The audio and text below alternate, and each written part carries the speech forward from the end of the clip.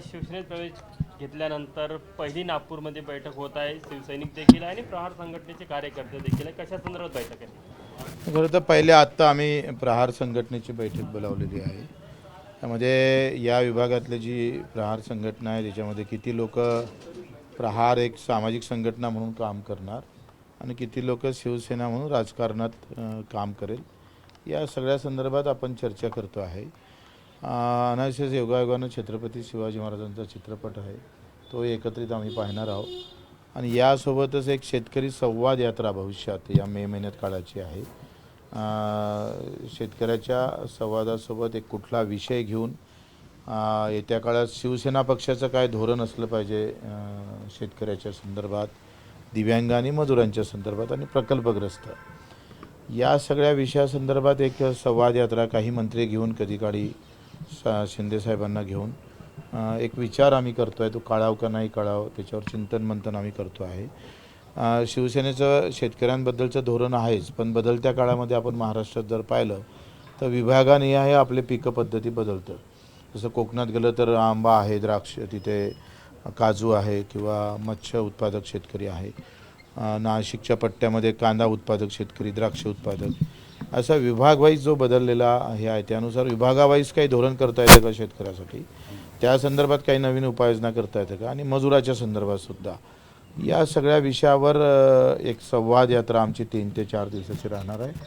त्या काळाची का नाही काळाची, कारण शिवसेनेचा आमचा चेहरा हा शेतकऱ्याचा, मजुरांचा, वंचित घटकांचा, दिव्यांगांचा राहील.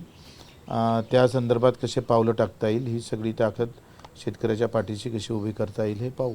प्रहार संघटनेचे कार्यकर्ते, तुम्ही असं म्हटलं की ज्यांना शिवसेनेत काम करायचं ते शिवसेनेत काम करेल, ज्यांना प्रहार संघटनेत काम करायचं आहे ते प्रहार संघटनेत काम करेल, दोन्ही ठिकाणी काम नाही करणार का? म्हणजे काम करेल, पण कसं आहे, काही लोकांचं लक्ष राहते की बाबा आता मी आयुष्यभर काही राजकारणात कुठल्या काम करणार नाही, मला एक सामाजिक संघटना म्हणून, सामाजिक काम म्हणून काम करायचं आहे. त्यांना शिवसेनेने ताकद द्यावी. शिवसेना त्याला सामाजिक कामात कसं ताकद देता येईल, कारण दोन वेगळे प्रवाह आहे. लक्षात घ्या का काही कार्यकर्ते असं असतात ते आयुष्यात कधीच उभे राहत नाही, पण त्याला सामाजिक कामात गोडी असतं, तर त्याला तिथे ताकद कशी देता येईल.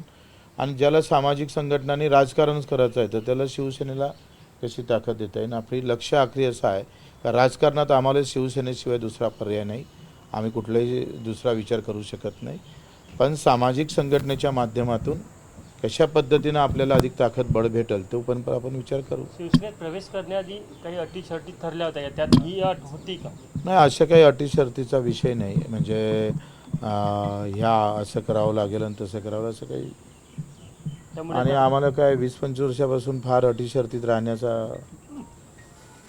तर तुम्ही जुने शिवसैनिक आहात, पण आता पुढे करताना प्रहार आणि शिवसेना दोन्हीचं काम तुम्ही करणार ते पाहू. आता त्याच्या सगळ्या बैठकी घेतो आहे, एक विभागाची बैठक. आता 9 तारखेला पुन्हा अमरावती विभागाची बैठक आहे, मग मराठवाडा विभागाची आहे, मग पश्चिम महाराष्ट्राची, कोकण विभागाची, मुंबईची, अशा बैठकी करून त्यातून काय सूर निघतं आणि कसं सोयीचं होईल. कसं आहे, आखरी आम्हाला शिवसेना राजकारणात मजबूत करायची आहे.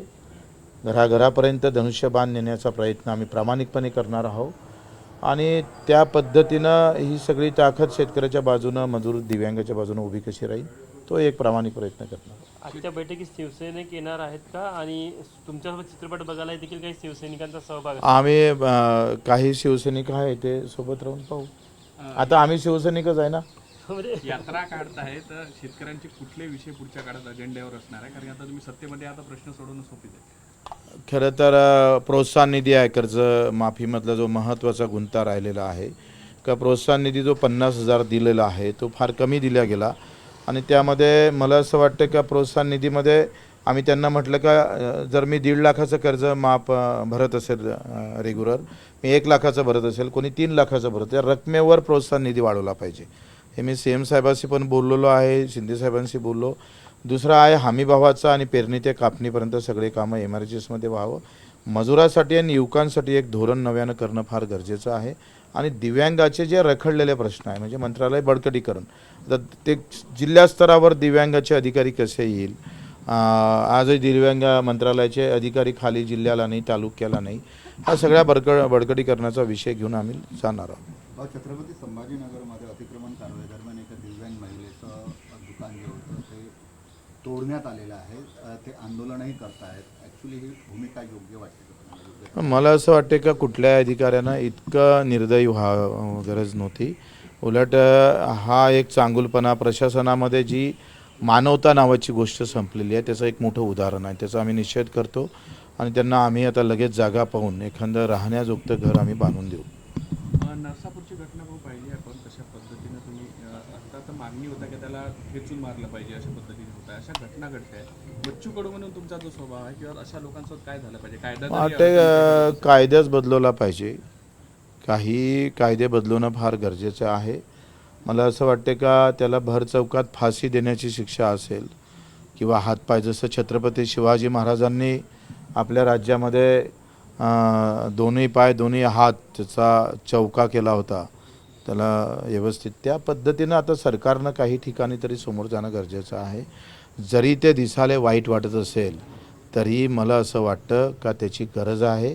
काय होतं आहे, जरब नाही आहे आणि जरब नाही आहे म्हणून ह्या घटना होतं. उलट चौकात येऊन त्याचा जर चौरंगा केला ना, जो छत्रपती महाराजांनी केला, मी तर म्हणतो रायगडाच्या पायथ्याशीच करावा. एक जागा निवडून ठेवावी राज्य सरकारनं आणि किल्ल्याच्या पायथ्याशी असा चौरंगा करण्याचा नवीन कायदा सरकारनं केला पाहिजे. पावसाळी अधिवेशनानंतर राज्यात मंत्रिमंडळात बदल होण्याची शक्यता आहे, विस्तार होण्याची शक्यता आहे. तुमच्या नावाची जोरदार. माझं काय म्हणणं आहे, आमच्या मंत्रिमंडळाच्या विस्तारापेक्षा हे मुद्दे फार महत्त्वाचे आहे आणि त्यासाठी येणाऱ्या अधिवेशनामध्ये ह्या सगळ्या गोष्टी आम्ही फार ताकदीनं आणि फार मजबूतीनं मांडणार आहोत. जे सरकारनं निवडणुकीच्या वेळेस दिलेले आश्वासन आहे त्याची पण आठवण आम्ही सरकारला करून देऊ. आखरी शिवसैनिक आम्ही निवड पक्षासाठी असं नाही आहे. आम्ही शिवसैनिक इथल्या समाजासाठी, सामान्य माणसासाठी, कार्यकर्त्यासाठी आहे. त्याचा एक पाय शिवसेनेसाठी जात असेल तर दुसरं पाऊल हे सामान्य माणसासाठी उचलल्याशिवाय राहणार नाही. हा बच्चू कडूचा बाणा तेवढाच कणखरपणे ताकदीनं येत्या काळात तुम्हाला दिसणार आहे. कर्जमाफी संदर्भात काय स्टेटस आहे? राज्य सरकारने या संदर्भात तुम्हाला काही माहिती दिली आहे? आता मला वाटतं एक प्रस्ताव त्यांनी समितीनं दाखल केला. कॅबिनेटसमोर तो प्रस्ताव येणार आहे आणि त्याच्यातून काही जे किंतु परंतु आहे, मला वाटतं उदार मनानं सरकारनं या कर्जमाफीकडे पाहिलं पाहिजे. त्याच्यातले याला कापता येईल का, त्याला ठेवता येईल का, अशा भूमिका सरकारनं ठेवल्या तर मला असं वाटतं का अगर जेवाले बोलावलं तर मग पाणी देऊ का, मग थंड देऊ का, गरम देऊ किंवा वाळू का नाही वाळू, जिलबी आहे बाबा एकच फेर वाढजो, दुसऱ्या फेरची व्यवस्था नाही, असं कंजूसी करू नये. मला वाटते फडणवीस साहेबांनी सुद्धा यावर लक्ष घातलं पाहिजे. अगर देना है तो फिर पुरे दिल से, स्क्रुटिनी नको. नाही बिलकुल स्कूटी पाहिजेच. आमदाराला कशाला कर्जमाफी पाहिजे, कलेक्टरला कशाला कर्जमाफी पाहिजे. शेतकऱ्याचं वर्गीकरण करणं फार महत्त्वाचं आहे. बिल्डर असणाऱ्या शेतकऱ्याला कर्जमाफी द्या. समजा आता तुमचा मीडियाचा प्रमुख आहे, संपादक, त्याला तुम्ही कर्जमाफी देणार. शेतकरी आहे म्हणजे कोण आहे? तो नोकरी अधिकारी आहे आणि शेतकरी असेल तर त्याला कापा ना. आमदार आणि शेतकरी असेल तर त्याला कापलं पाहिजे. म्हणजे मर्यादा आखली आहे की इतकंच कर्जमाफी ती मान्य नाही आहे तुम्हाला? मला असं वाटते का 2 लाख 4 लाख कर्ज असेल तर 2 लाख माफ करावं, 2 लाख त्याच्यावर राहील. पण त्याला अशी अट घालू नये 2 लाखापर्यंतच कर्जमाफी. किती काही कर्ज असलं किमान 2 लाख तरी माफ केलं पाहिजे. कसं आहे, लढा आपण जो उभा केला आणि त्याच्यातून जे घोषणा झाली, घोषणेपर्यंत आपण थांबलो नाही आणि घोषणा करून घेतली. आता त्याचा GR निघणं औपचारिकता बाकी आहे. पण लोक म्हणते कर्जमाफी तर झाली नाही, बच्चू कडू शिवसेनेत कसा केला. अरे विधान परिषदमध्ये सभेमध्ये घोषणा करणं ही फार मोठी गोष्ट आहे.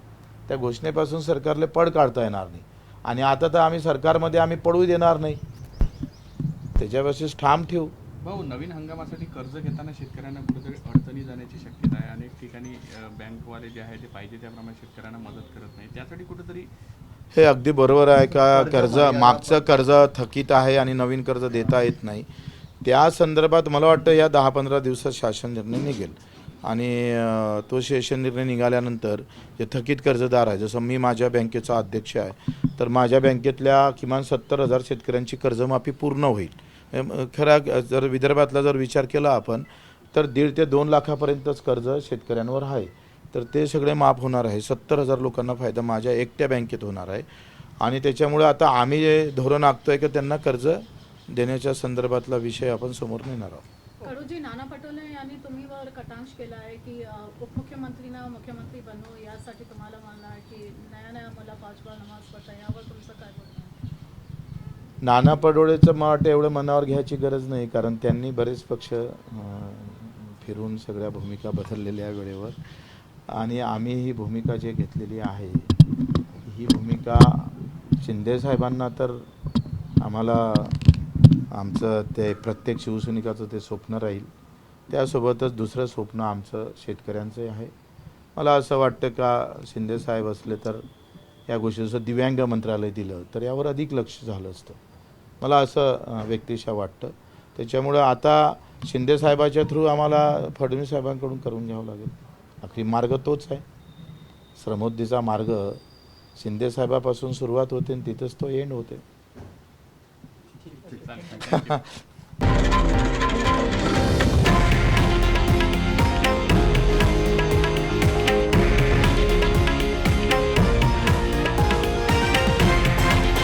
हे आहे देशातील नंबर 1 न्यूज नेटवर्क आणि आपण पाहत आहात TV9 मराठी, एकमेव.